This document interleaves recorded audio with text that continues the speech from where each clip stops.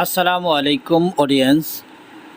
Howlader sewing machine YouTube চ্যানেলের পক্ষ থেকে আমি সাথে আছি আলম হাওলাদার।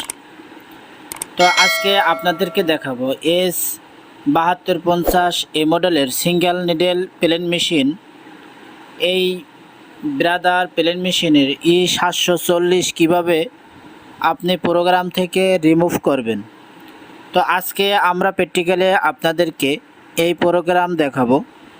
তো আশা করি সকলেই ধৈর্য সহকারে এই প্রোগ্রামটা দেখে নেবেন।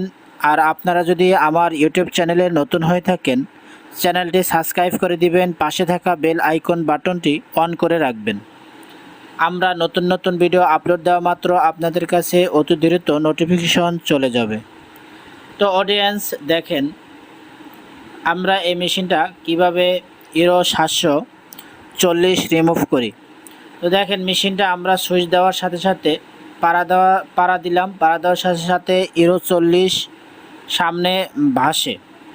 তো দেখেন আমরা মেশিনটা উল্টাইতেছি, উল্টাইয়া আপনাদেরকে দেখাবো কি কারণে E740 আসে। তো দেখেন নিচে একটা এয়ার কুলার ফ্যান আছে। এই এয়ার কুলার ফ্যান যদি জাম হয়ে থাকে অথবা ডাস্ট পরে যদি আটকে থাকে, ঘুরতে না পারে, এই কারণে E740 মারতে পারে। অথবা আপনার এই ফ্যানের যে কেবল আছে, এই কেবল অথবা তার লুজ হয়ে যাইলে আপনার E740 আসতে পারে। তো অডিয়েন্স আশা করি আমাদের এই ভিডিওটা ধৈর্য সহকারে দেখবেন আমরা কিভাবে প্রোগ্রাম থেকে এটা রিমুভ করি।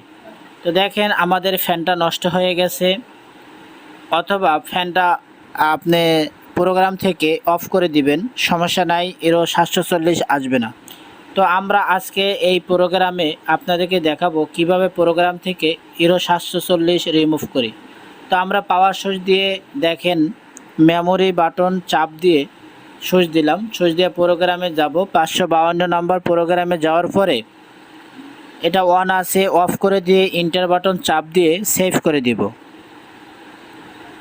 তো ইন্টার বাটন চাপ দিয়ে সেভ করে দেওয়ার পরে দেখেন সেভ করার পরে আমরা সুইং করে আপনাদেরকে দেখাবো যে আসলে কি অবস্থা। তো দেখেন আমরা মেশিনটা চালাইতেছি, চালানোর পরে এখন আর E740 মারে না, কিন্তু আমাদের ফ্যান অফ আছে তারপরেও 740 মারে না। আমরা প্রোগ্রাম থেকে এটা অফ করে দিছি। তো আজকে আপনাদেরকে দেখাইলাম E740 প্রোগ্রাম থেকে ফাংশন